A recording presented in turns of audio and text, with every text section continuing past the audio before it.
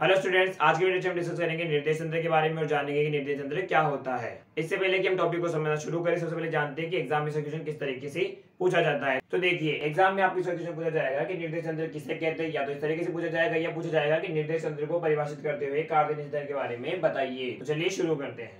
तो देखिए स्टूडेंट, निर्देश तंत्र क्या होता है, डेफिनेशन की बात करें सबसे पहले डेफिनेशन समझते हैं कि वह निकाय या पिंड जिसके सापेक्ष कण की स्थिति को व्यक्त किया जाता है उसे निर्देश तंत्र या फ्रेम ऑफ रेफरेंस कहा जाता है। इसका मतलब क्या है कि कोई भी सिस्टम, ऐसा सिस्टम जिसके सापेक्ष आप किसी पार्टिकल की पोजीशन को व्यक्त कर रहे हो, डिनोट कर रहे हो, वो क्या कहलाता है, उसका निर्देश तंत्र कहलाता है। जैसे एग्जांपल की बात करते हैं, ये मेरा हाथ है, इसे समझिए कि पृथ्वी है। अगर ये पृथ्वी है और इसके ऊपर हमने रखा मार्कर, ये एक पेड़ है, पृथ्वी के ऊपर क्या है, ये हमारा पेड़ है, तब मैं कह रहा हूँ कि पेड़ क्या है, विराम अवस्था में है। ये मैंने किसके सापेक्ष कहा, ये मैंने पृथ्वी के सापेक्ष कहा कि पृथ्वी के सापेक्ष पेड़ क्या है, विराम अवस्था में है। तो यहाँ पर ये पृथ्वी इस पेड़ के लिए क्या है, निर्देश तंत्र का काम करेगी, क्योंकि हमने क्या इस पेड़ की स्थिति किसके सापेक्ष बताई, हमने पृथ्वी के सापेक्ष बताई। और यही हमने कहा कि वह निकाय या पिंड ही जिसके सापेक्ष आप किसी कण की स्थिति को बताते हो उसके लिए क्या कहलाता है, हमारा निर्देश तंत्र कहलाता है। तो ये हमारे निर्देश तंत्र की डेफिनेशन होगी। उसके बाद देखिए, निर्देश तंत्र कई तरीके के होते हैं, गोलीय भी होता है, बेलनी भी होता है, कार्तीय भी होता है। लेकिन हमारे सिलेबस में जो हमें डिस्कस करना है वो है हमारे पास कार्तीय निर्देश तंत्र के बारे में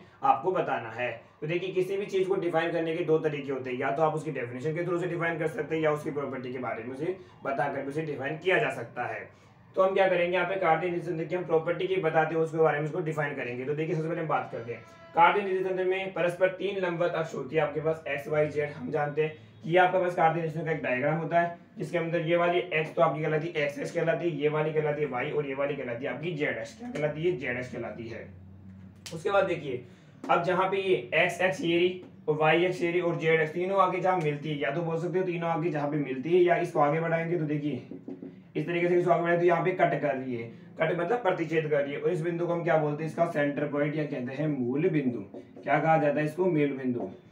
यानी कार्तीय निर्देश तंत्र में जो तीनों अक्ष होती है एक्स वाई और जेड, परस्पर जहां पे आगे मिलती है कट करते हैं उसे हम कहते हैं मूल बिंदु। और ये याद रखिएगा, ये तीनों जो अक्षेस हैं ये एक दूसरे से कितने एंगल पर होती है, 90 डिग्री के एंगल में। यहाँ लिखा हुआ है कि परस्पर तीन लंबवत अक्ष, मतलब तीनों के, यानी कोई भी दो एक्स लोगे आप, यानी एक्स वाई ले लिया, वाई जेड ले लिया, जेड एक्स ले लिया, तीनों के बीच का एंगल हमेशा क्या रहेगा, हर एक के बीच का एंगल रहेगा 90 90 90। ये 90 डिग्री के ऊपर रहती है।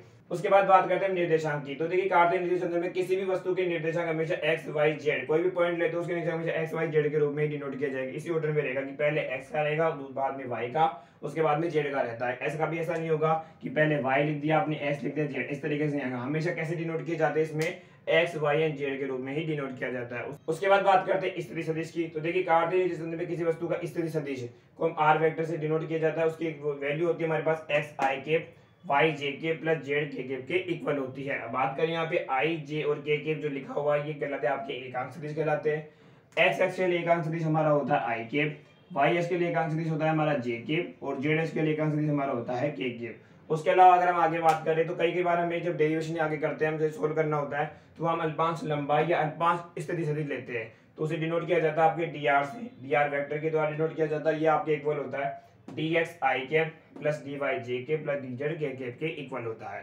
चलिए स्टूडेंट्स, आज की वीडियो में इतना ही। इसके नेक्स्ट पार्ट में हम डिस्कस करेंगे निर्देश तंत्र के प्रकार, जिसमें पहला हम टॉपिक लेंगे जड़त्वीय निर्देश तंत्र के बारे में, जो कि इसके नेक्स्ट पार्ट में डिस्कस करेंगे। मिलते हैं नेक्स्ट वीडियो में। Thanks for watching.